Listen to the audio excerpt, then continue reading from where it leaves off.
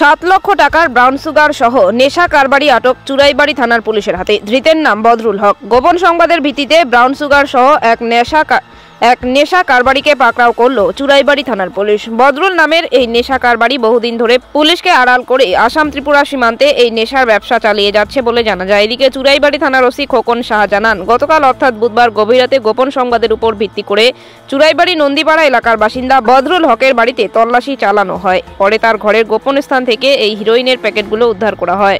মোট 7টি সাবানের বাক্সে 78 গ্রাম হিরোইন রয়েছে, যার কালোবাজারি মূল্য প্রায় 7 লক্ষ টাকা বলে জানান ওসি।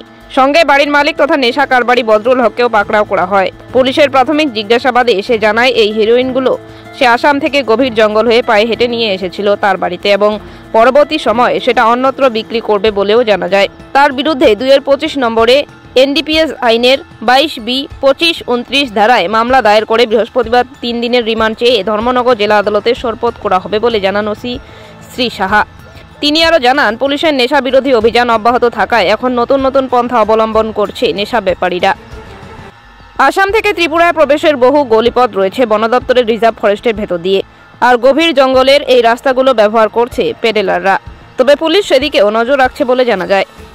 আমরা একটা গোপন সংবাদ পাই যে বদরুল হক বাড়ি চুরাইবাড়ি নন্দীপাড়া, ওনার বাড়িতে প্রচুর ব্রাউন সুগার মানে হিরোইন মজুদ আছে। তারপরে খবর পাওয়ার সাথে সাথে আমরা থানা স্টাফ আমি সহ যাই ওনার বাড়িতে তল্লাশি চালিয়ে আমরা মোট 60টি সাবানের কেস উদ্ধার করি। তার মধ্যে প্রত্যেকটি সাবানের কেসের মধ্যে হিরোইন ছিল। তো মোট হিরোইনের পরিমাণ প্রায় 78.50 গ্রামের মতো। এরপর আমরা তা সিজ করে যে আসামি বদরুল হক ওনাকে অ্যারেস্ট করি, থানাতে নিয়ে আসি। তারপর ওনার বিরুদ্ধে আমরা এনডিপিএস ধারায় সৌমোটো মামলা নিই, যা চুরাইবাড়ি থানার কেস নম্বর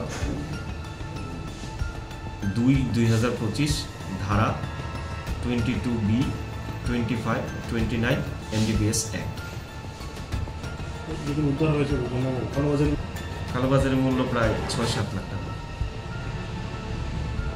জিজ্ঞাসাবাদে ও স্বীকার করেছে ওটি বিক্রি করার জন্য ওর বাড়িতে মজুত রেখেছে।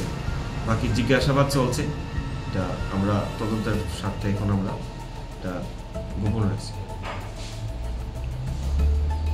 আমরা ওকে 3 দিনের পুলিশ রিমান্ড চেয়ে আদালতে চালান করব। তারপর পুলিশ রিমান্ডে থাকাকালীন আমরা সব তথ্য ওর কাছ থেকে আমরা জানব।